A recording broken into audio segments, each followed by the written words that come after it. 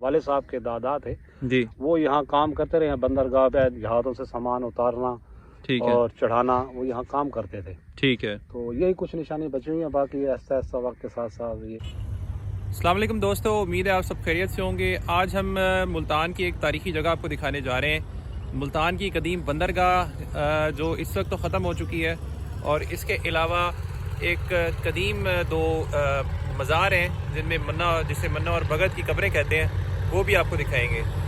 इस वक्त मैं मौजूद हूँ कासिम बेला के इलाके लगड़ियाल में, और जो मेरे पीछे आप रोड देख रहे हैं ये यहाँ का रोड है जो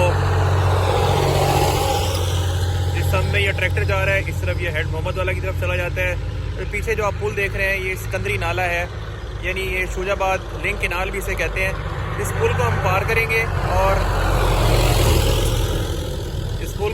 करेंगे और इस पुल के साथ जो रोड आगे जाता हुआ दिखाई दे रहा है दरख्तों के अंदर, बाग के अंदर, ये कदीम बंदरगाह रोड है, इस पर चलेंगे।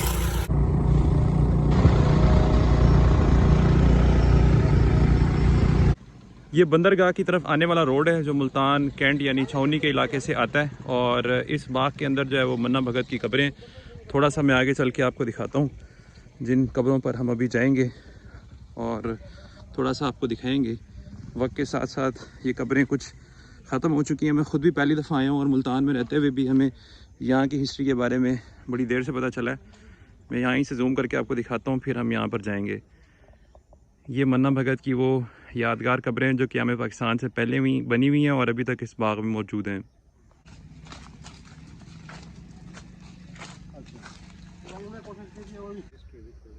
जी दोस्तों, मुल्तान की कदीम बंदरगाह की तलाश में जो कदीम दौर में कासिम बेला के पास वाक़या थी, दरिया चनाब के किनारे पर, हम एक जगह पहुँचे हैं। ये मन्ना भगत की कब्रें हैं, और हमारे साथ इकबाल साहब और अब्दुल मजीद भाई हैं। इनसे पूछेंगे कि इन कब्रों की क्या हिस्ट्री है और आगे हम कहाँ जा रहे हैं।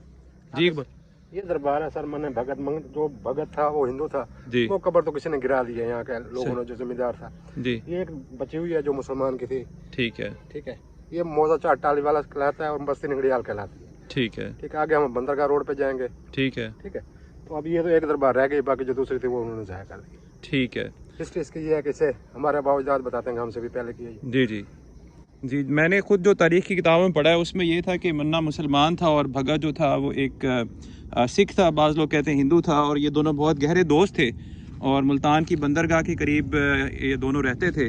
और बाद में जब इन दोनों की डेथ हुई तो इन दोनों की कब्रें साथ साथ बनाई गई थी। और ये जो सामने आप देख रहे हैं, एक कब्र का भी वजूद है और दूसरी कब्र ख़त्म हो चुकी है।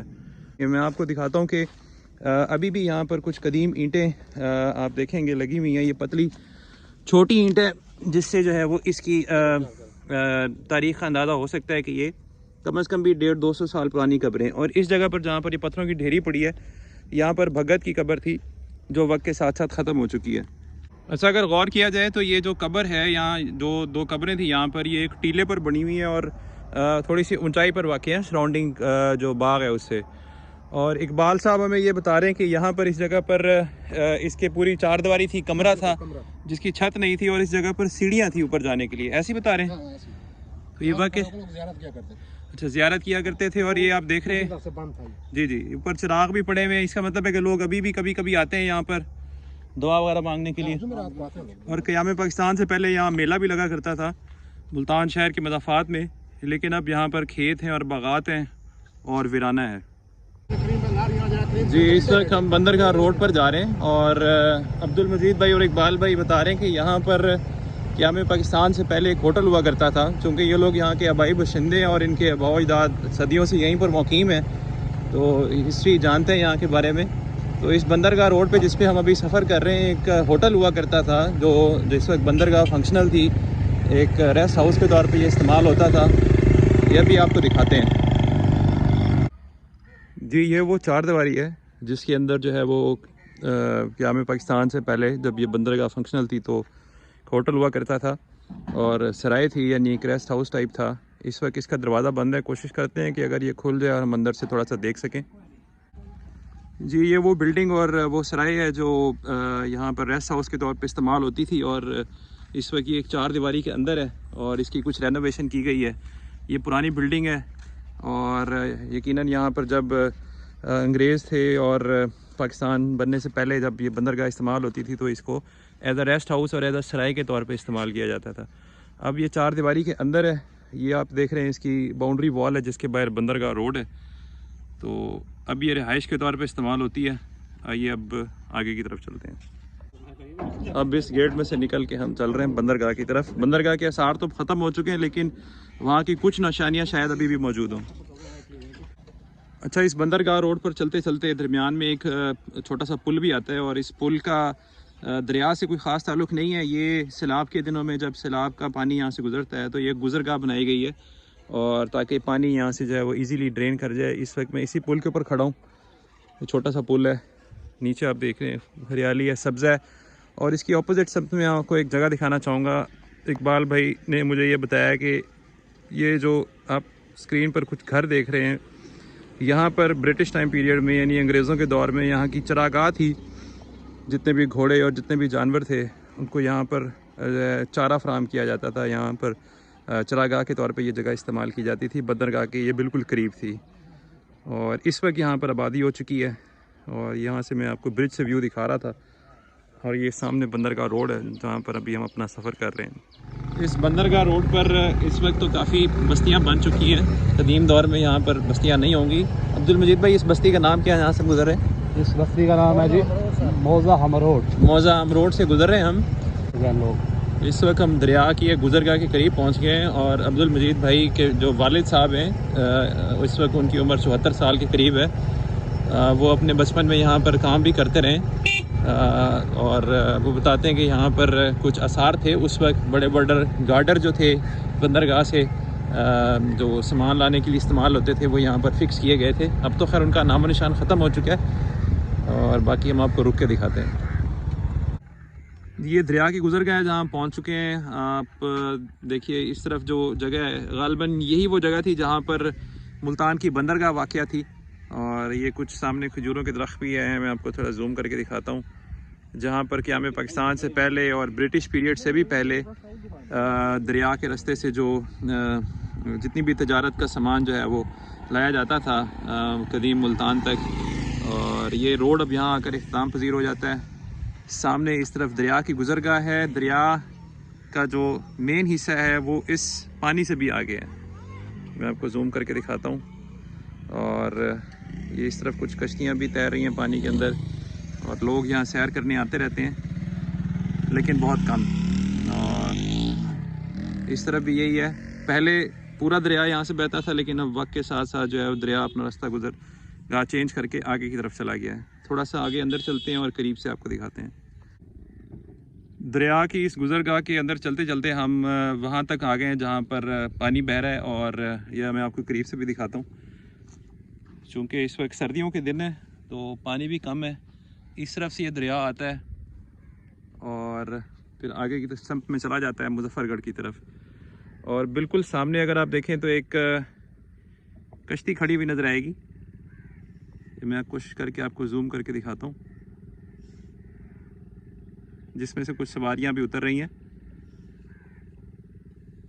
ये इकबाल भाई बताएंगे। इकबाल भाई, आप बता रहे थे कि ये जो कश्तियाँ हैं ये यहाँ पर दरिया को पार करने के लिए लोग इस्तेमाल करते हैं, ये क्या है?